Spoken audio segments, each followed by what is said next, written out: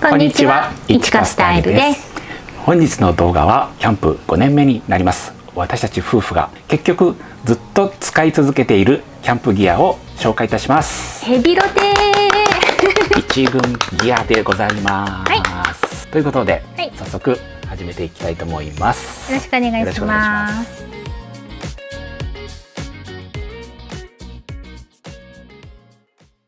ではまず一つ目になります、LED ランタンなんですけども、私たちいくつか所有しておりますけども、やっぱりこれはもう最初からずっと使い続けているもの、50/50ワークショップのミニマライトでございます。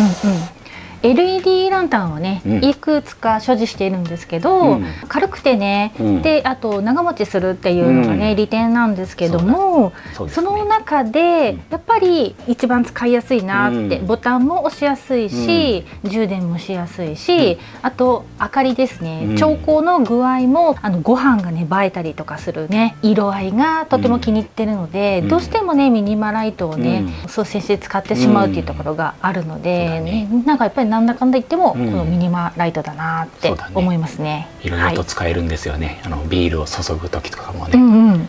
そうなんですよ。動画をね見続けてくれている方はね、納得していただけるかなと思うんですけども、映えてますよね。はい。よかったらミニマライト使ってみてください。では続きましてキャプテンスタッグのオイルランタンでございます。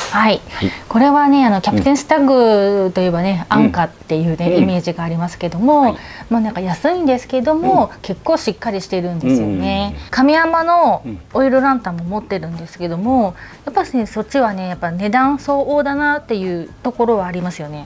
なので、キャプテンスタッグの割とどっしり感があって、壊れにくい、そして映える、でこのユーズド感、擦れてる感じとかも雰囲気があっていいですよね。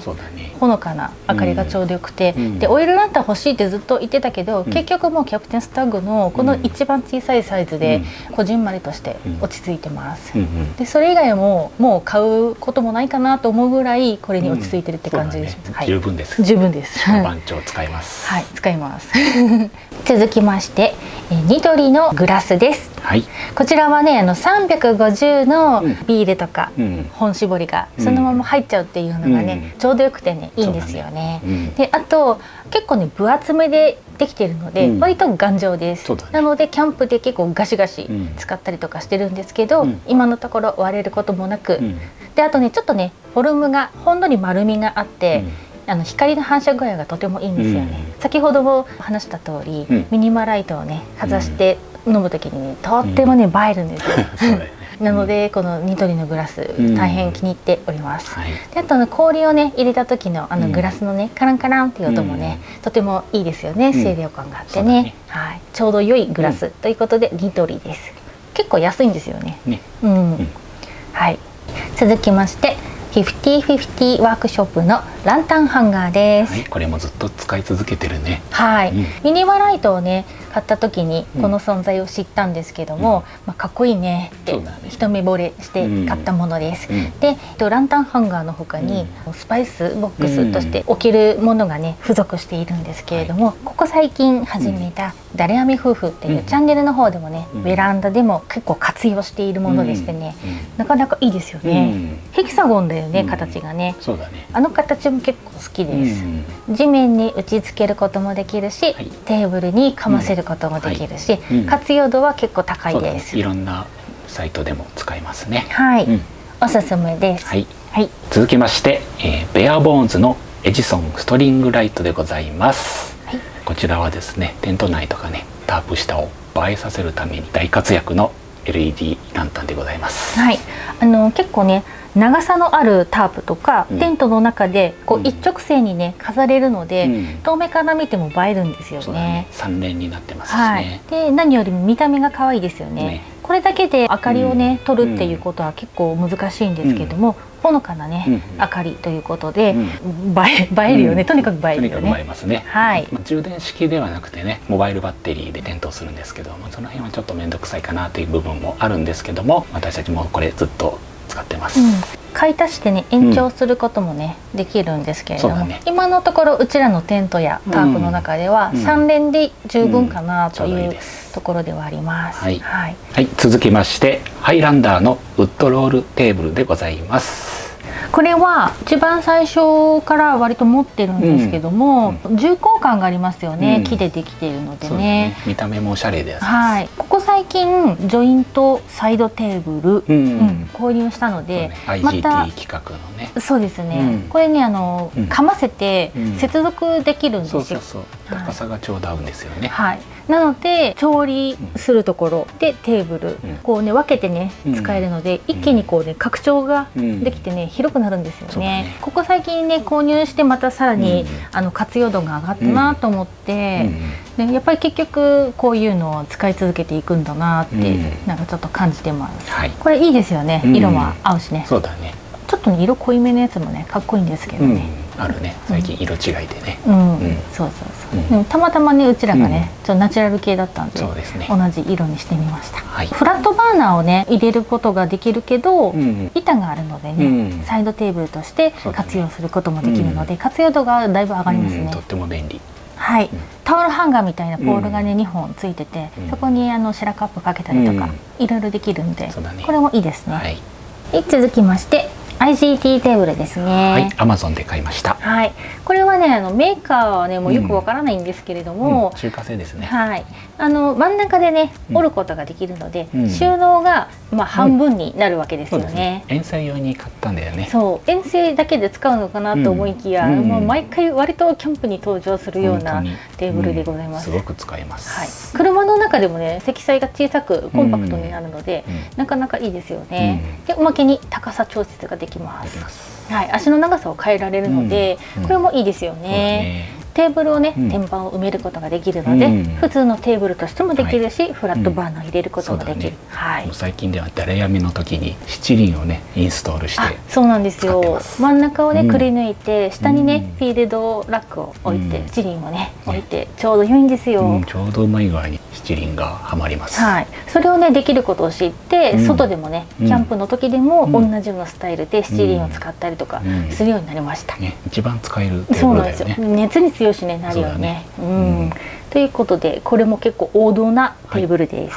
続きましてハイランダーのクーラーボックススタンドでございます。これも見た目でね選んだんですけどね、結構ね重たいものも乗せても大丈夫なので、うちはポータブル冷蔵庫もね乗せて活用しております。はい、冷蔵庫はね、パワーアークの冷蔵庫なんですけども、庫内が結構広めですので、2日分ぐらいはね入りますね。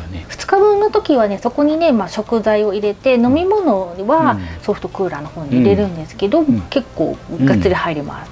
夏はね冷蔵庫必須だよね。必須です。ソフトクーラーとかだとやっぱりね気になるんですよね、溶け具合とかが。そうなんだよね。はい。なので夏はねもうねポータブル冷蔵庫必須ですね。一択です。はい。ということで頑丈なクーラースタンドとポータブル冷蔵庫です。はい。これも絶対だね。絶対です。ここ最近はね。はい。毎回夏登場します。はい。はい。続きましてロゴスのギアケース兼ゴミ箱と回転椅子、ロゴスつながりでね、紹介いたします。ギアケースをねゴミ箱として使ってるんですけど、これね折りたたみできるし、ファスナーとマジックテープで密閉できるんですよ。なので深夜の時はねゴミ箱をねそのまま外に置き去りすることもできるので、これ良かったですよね。一応ねゴミ箱としてちゃんとしたギアがあるんですけども、なんかねこれずっと使い続けてるよね。もうこれでええやんみたいな。大きさ的にもちょうどよくて。そうなんですよ。ゴミ持ち帰りの時もゴミの量がすごいちょうどよくて、毎回あれにびっちり入るぐらいのサイズで終わるんですよね。なので持ち帰りの時は閉めてそのまま持って帰ってます。はい。で回転椅子なんですけども。これね今まで大きなねすごい巣とか、回らない背もたれがあるタイプとか、ずっと使ってたんですけども、それでもね全然良かったんですけど、回転椅子の存在を知って、調理をねする時に私背もたれ全然使ってないっていうことがちょっと判明しまして、でおまけに例えば横だったり、真後ろだったり、いろいろギアを置くじゃないですか。物を取る時に立ち上がって物を取るとか、体をひねって物物を取るとか、その動作が面倒くさって思って、自分が回ればええやんってなって、でこの椅子使い続けて、なんかやっぱりこれいいなって思いましたね。でここ最近はローチェアがやっぱり主流になってきてますけど、やっぱり調理をする上で立ち上がりやすさとか、物は取りやすさとか、そういうものを考えると背もたれいらない、なおかつちょっと座面が高めっていうところに関してもかなり高得点です。はい、私にとってはもう本当に必要なギアです。はい、これも一番コンパクトになるのでやっぱり遠征に持ってきましたね。そうだそうだ、コンパクトになるのも優れものですね。はい、です。はい、続きまして岩谷のタフ丸でございます。うちはタフ丸ジュニアの方ですね。小さい方です。でっかい方じゃなくてちっちゃいのでも十分火力が強いので、もうジュニアで全然いいです。安心安全だよね。そうなんです。フラットバーナーの使用率高いんですけど、それでもね風が強い時はやっぱりタフ丸強いなって、外ではタフ丸だなっていうところもありますよね。一番使います。なのでフラットバーナーが使えない時はタフ丸という感じで、常に車の中に入っているギアでもあります。いつも控えてます。で何がすごいってこれ岩谷なので、岩谷の鉄板系オプションがね結構充実してるんですよね。先日たこ焼きやったんですけども、このたこ焼きのね鉄板とかも火のね通り熱伝導がねとても良くてですね、これいいなと思いましたね。はい。それ以外にもね実はね焼肉用の水をね入れて使う鉄板もね持ってるんですけれども、それもね割と家でね頻繁に使ってるので、やっぱ日本メーカーの岩谷すごいなってもう実感しますね。ガスといえば岩谷です。はい。はい、続きまして鉄板中の鉄板フィールドラックでございます。もうね持ってる方結構いらっしゃるとは思うんですけどもね、結局重厚感のある何を置いても大丈夫なフィールドラック一番活用できるんですよね。ユニフレームがね元祖なんですけども、うちが使ってるのはキャンピングムーンのフィールドラックでね、比較的安くて Amazon とか楽天でもね簡単に入手できるやつを使ってるんですけども、もうこれで十分ですよね。はい、天板付きの方がね、おすすめです。セットでね、売られてるんで、まだご購入されてない方はぜひキャンピングムーンの天板付きの方おすすめします。重いものもねもうへっちゃらだし、熱いものもへっちゃらだし、テーブル忘れた時も使えるし、であとギアをね置くにもこれいいし、クーラースタンド忘れた時もこれでいけるし、みたいな、もう全部これでもう済んじゃうっていうところがあるので、ギアをあんまり増やしたくないなっていう方はこのフィールドラックだけでもおすすめです。っていうぐらいキャンプでは使えます。持ってて損はないですね。確かに確かに、ちょっとね難点はやっぱり頑丈っていうことで、スチールでできているので重さはあります。でもこれはまあ致し方ないところはありますよね。軽かったらねへたっちゃって物置けないんでね、ということでデメリットでは重たい、あとは女性にとって足をしまう時、畳む時にちょっと力がいるかなっていうところですね。そういうの差し引いてもおすすめです。続きましてユニフレームの焚き火台でございます。私たちが一番最初に買った焚き火台ですね。値段もねそんなに高くなくて、初心者キャンプにとってもねいいなって思ったんですよね。何よりへたらない台自体がもうスチールステンレスなの、ステンレスでできてるので、あれ以上畳むことはできないんですけれども、ピコグリルとかね使っててねすごく思うんですけど、使ってるうちにへたってくるんですよね。そういうの考えると、このねどっしりとした焚き火台がやっぱり一番使えるなっていうところと、あと薪がじゃんじゃんくべられるっていうのも結構いいんですよね。冬寒い時にピコグリルだと薪がねちょっとしかくべられないので、それで暖を取るのがねなかなか難しいんですよ。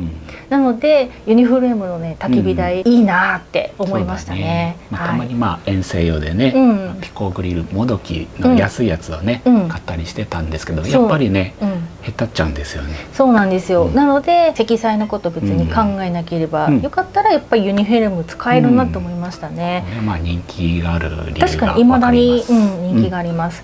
で実は全然そういうところに触れたことがないんですけども、オプションが結結構充実してるんですよ。足の部分に刺せたりとか、台をねこう拡張できたりとかするものもあるらしいんですけども、そういうのもいいよねって思って買ってはいたんですけど、結局焚き火台だけしか活用してないです。そうだね。それはまあ置いといて、焚き火台すごく使います。はい、続きましてパセコのストーブです。これはね、今まで家で使ってたコロナストーブをね、持って行ってたんですよ。コロナストーブめちゃめちゃ安心感があるんですけど、いかんせんでかいんですよ。やっぱりねもう少し積載をねコンパクトにしたいなと思ってパセコをね購入してみました。アルパカとかアラジンとかねいろいろ選択あるんですけども、結局ねパセコに落ち着きました。火力もね、まあまあありますし、私たちが持ってるテントの中では十分温まります。暑いくらいです。それくらい火力結構強めです。ということで、コロナストーブに代わるパセコ、コンパクトになって良かったです。うちはグレーを買ったんですけどね、見た目も大変気に入っております。ですね。です。続きましてベアーズロックのシュラフでございます。私たちねベアーズロックのシュラフを一番最初に買ったんですけども、初めてのシュラフでしたね。収納はね結構でかいんですよ。架線でできているので。でも架線といってもベアーズロック独自のなんかよくわからない架線が入ってるらしいので、すごくあったかいです。記載されているマイナス30度は多分嘘だと思うんですけど、がっつり嘘だと思うんですけど、それでもやっぱりねあったかいですね。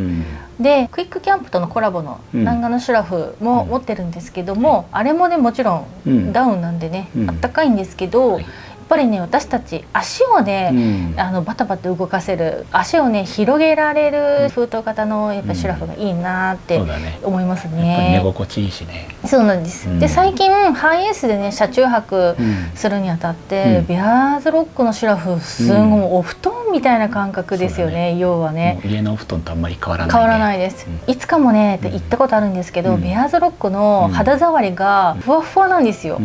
あれがねでもたまらないです。で暑くなったら足を出せるのが僕的には一番封筒型はそこができるのがいいですよね。ガバッと開けて掛け布団にすることもできるのもいいよね。ということでね、南岸のシュラフを置いてベアーズロックに返り咲きました。ここ最近はね。結局これです。ふわふわたまんないなって。なんかね眠れる。熟睡できます。熟睡できる。だって私ベアーズロックのねシュラフ家で使ってた。寝れる。続きましてワックのキャリーワゴンでございます。これはね、うちらマンション住まいなんでエレベーターでね降りてくるので、どうしてもねワゴンが必要になってくるんですよ。これはもうなくてはならないものだよね。本当なんでこれにしたかっていうと、タイヤがねすごいね太めで頑丈なんですよ。他にね何がいいっていうの特にないんですけど、基本的に頑丈だなっていうところですよね。そうだね。他のメーカーと比べてやっぱりタイヤがぶっとくて、あとやっぱりねスチール製というのもあって、重いけど頑丈なんですよね。もうガシガシに使えます。そうだね。家のね壁とかにめっちゃ当たってるんですけど、そうなへたらないね。へたらないで。もう4年？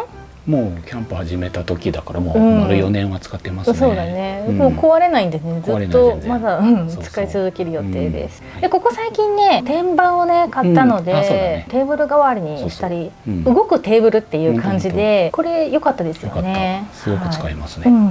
ということでキャリーワゴン。続きましてポールです。でポールはね、私の好みで木目のポールが欲しかったんです。なおかつ幅が3センチ太めのポールが欲しかったんです。頑丈だよね。アルミでできてるんでめちゃめちゃ軽いです。分割できるんで長さをね変えられるのでこれも良かったです。そうですね。モニグロ用に真ん中のポールマリポサ連結するためにもう1本買い足したりとかして3セット買いましたね。同じものをね。3セット持っててすんごい使ってるね。ハイエースの中のタイヤがついてるガラガラの収納ケースあるじゃん。あの中に収まっちゃうんで収納面でも割といいよね。軽くてね良かったです。メーカーがよくわかんないんですよ。とにかく中華製なのかな。ちょっと読み方がねもう全然わかんないんですけども頑丈で安いです。おすすめです。続きましてサバティカルモーニンググローリー TC でございます。ワンポールテントっていうのがやっぱミソですよね。そうだね。エアーテントでは、うん、私たちマウンテンハイカーを持ってるんですけど、これが史上最強に楽なテントなんですけども、設営がね、はい、ポール界などでいうとワンポールが一番立てやすいんじゃないかなって思います。そして中が広い。そうなんですよね。ワンポールなのに広い。そうなんですよね。中のね活用度がね広がるっていうのはいいですよね。そうだね。昼も夜も映える。夜ね、中で明かりをつけた時にね、外からね動画とか撮るとね、映えちゃうんですよね。うちのテントかっこいいなってね、ちょっと惚れ惚れしちゃうぐらい。なので設営も簡単で映えてってなると、やっぱモニグロいいなって。やっぱりいいよね。やっぱりいいなって思っちゃうんですよね。グランドシートとインナーメッシュテントがあるんですけど、これそうなんです。サバティカルから出してるわけじゃないんですけども、グランドシートがね先に止めてしまえば、そのピグをね軸にモニグロをね貼ることが可能なので、ガイドロープでね貼ると結構ずれたりするので、グランドシートを軸に貼ると完璧に立ち上がるのでおすすめです。モニグロユーザーの方、メーカー外のオプションもおすすめですと。はい。でそのメッシュテントなんですけども、モニグロって基本的に寒いところで使うようなテントなんですよね。ファスナーも雪国に対応したファスナーになっておりますので、冬がおすすめなんじゃないかなって思うんですけども、私たちやっぱ夏も使いたいなということで、メッシュテントをね、別メーカーで買ってみました。でこれに関してもね、良かったですよね。めちゃくちゃ良かった。ピンと張れるので、そうメーカー外だけどおすすめです。ジャストフィットです。ジャストフィットです。で、真夏もモーニンググローリーいけます。ということで、やっぱポール界で一番張りやすいなっていうのがモニクロだったので、なおかつ当初から持ってるテントでもあるので、なんだかんだ言いつつやっぱ使えるな。これはもう手放したくないね。手放したくないね。はい。ということでなんだかんだで使い続けているテントといえばモニグロでした。はい。ということでサクサクと話しちゃったんですけれども、何かわからない点がありましたらコメントいただければお答えいたします。でキッチン面の私の一花の、使い勝手の良い調理道具だったり、あとは収納面だったり、そういうものに関しては、また別の動画で詳しくご紹介しようかなと思います。私のお気に入りのねギアとか効率面重視のものとかありますので、ご興味がありましたらぜひご覧ください。はい、ということで終わりましょうか。はい、ということで一花スタイルがずっと使い続けているキャンプギアを紹介いたしました。はい、ありがとうございました。はい、それでは次の動画でお会いいたしましょう。一花スタイルでした。ペコリ。バイバイ。